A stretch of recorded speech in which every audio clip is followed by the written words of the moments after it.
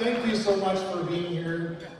This is an excellent conference that is put on by the members and for the members, and it's so great to see so many of you here today. I think I heard a number of like 800 plus registered for the conference, so that's just a testament to how involved that we are and how excellent a conference this is.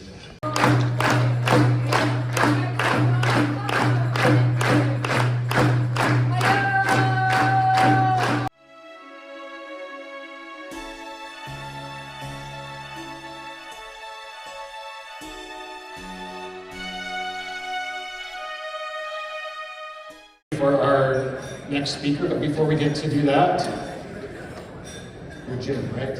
Awesome. It's me to make sure we all have everybody here. So first I'd like to introduce Jim Sanderson. He's the Director of Hybrid Cloud and Compute at Compugen, who is of course one of our Platinum sponsors. Jim is an experienced solutions architect with a strong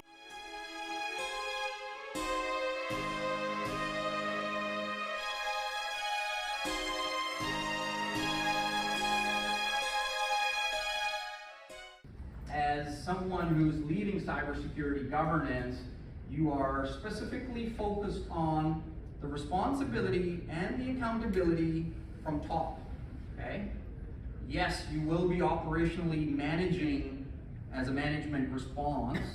You will be managing the operations during a response, but you can't do that unless you have the responsibilities defined in your board's terms of reference or the subcommittees of the board, or you define the risk appetite.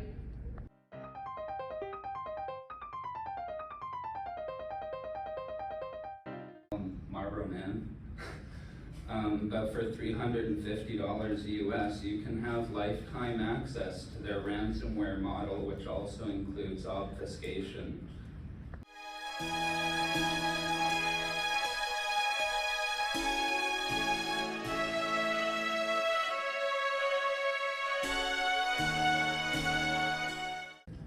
It also refers to how quickly an attacker can move laterally across the environment, the degree of operational disruption, including downtime and recovery complexity.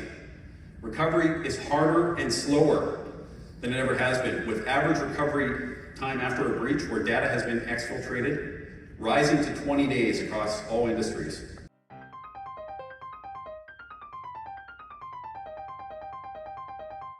Hi, my name is Eric Van Wolkenberg, CISO at the University of Victoria. With me I have Steve Roscoe, who's Director of Cybersecurity Engineering at Canary, and Curtis Less, who is also on my team, Senior Information Security Analyst.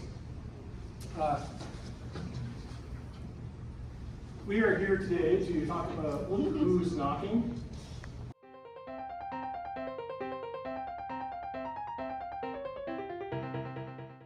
Okay, so very specifically the threat intelligence services. So under Pillar 2, everyone here I hope is familiar with the threat feed. That's all built on MISP, and everything that we do is about that threat intelligence and about a target maybe on your network that would cause an alert to happen when an attacker were to hit that sensor, target, probe it, anything that would really affect it. So with that in mind, we had to think about, well, what are some of the use cases? Where would we want to put one of these honeypots?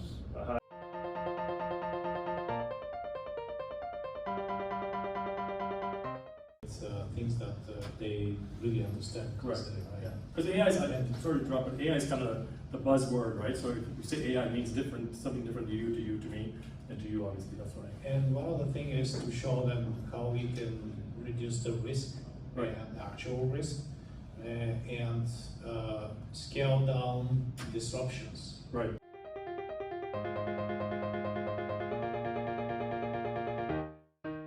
I hope everybody had an excellent day yesterday at the various sessions that we had. I know there were a lot of options and choices. I know at the afternoon session there were like 6 or 7, maybe 8 different sessions that you could all choose from. What an awesome indication of how much excellent content that we have here. We have the opportunity to do a couple reflections on yesterday, but before we do that, we're going to run and do a couple of announcements, I think.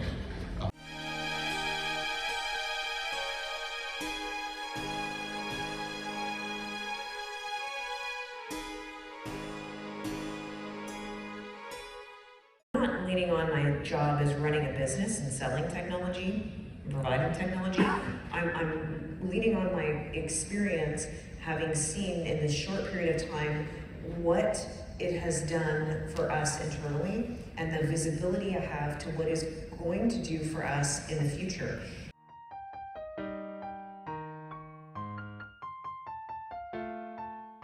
Now, this partnership, this thing on wireless for basically 21 years that I can track, but you go back a little bit further than that if you go back to the very, very beginnings. But myself and the original colleagues at UBC were kind of the 2004, 2005. Just as things were starting to pick up, we had selected, I think we are kind of mixing UBC's.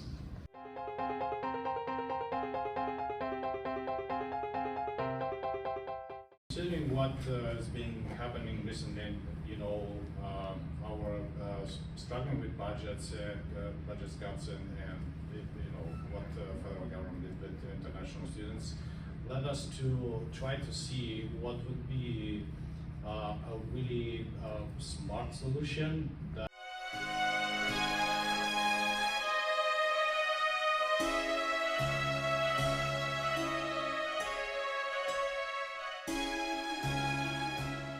That's my life, better or worse, and I'm here to share with you what I know.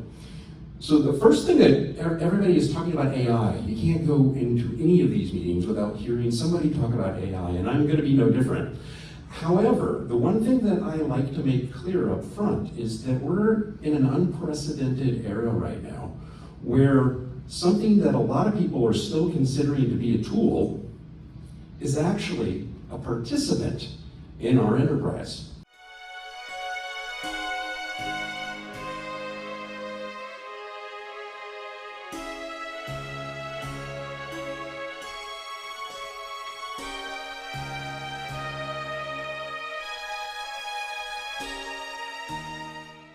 You don't have to learn anything new, and I hear a lot of customers say, well, I like your firewalls, but we want to do switch management from it, but I don't really want to have to learn something new, so I'm going to keep doing what I do already today.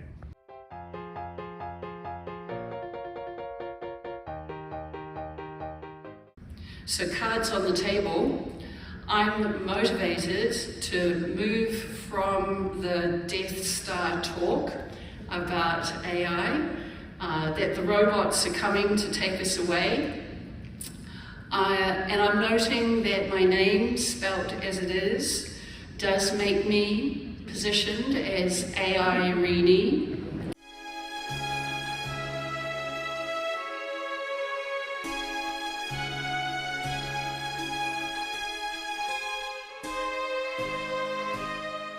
Using AI as a help desk.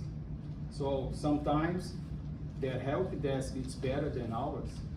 So last week I saw a presentation in the CIO peer forum. They showed the help desk from a cyber threat. It's with video how you can set up your environment to attack and everything.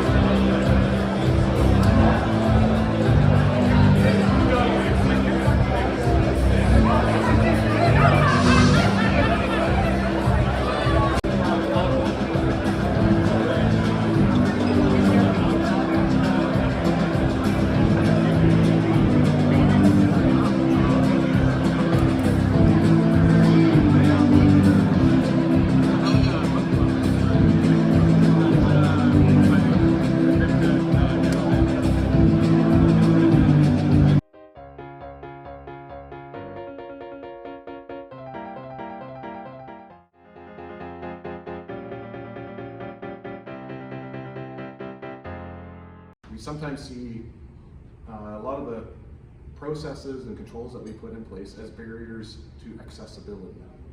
And we need to shift our mindset from this is going to get in our way, or this is going to be too hard, or somebody's going to be disadvantaged by this, to yes, we can do this, and this is how we can do it with accessibility in mind. It doesn't fix the code, it just does it on the fly. Uses JavaScript usually.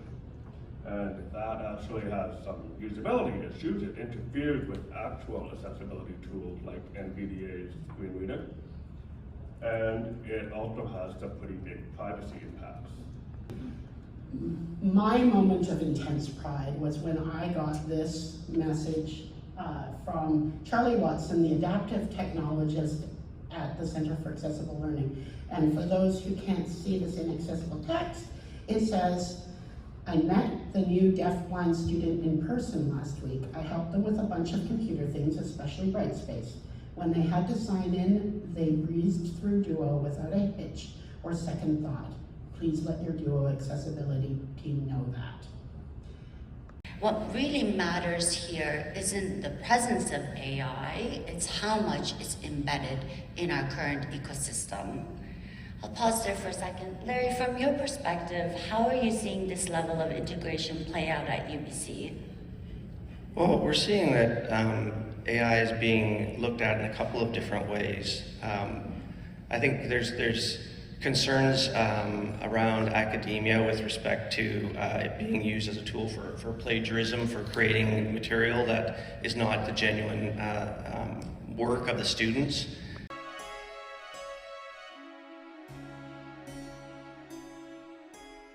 We had 800 people attend. We had 4 keynote speakers. We had almost 60 sessions, breakout sessions, that were amazing, and a number of people attended those. We had 45 sponsors who, we couldn't even do this event without them.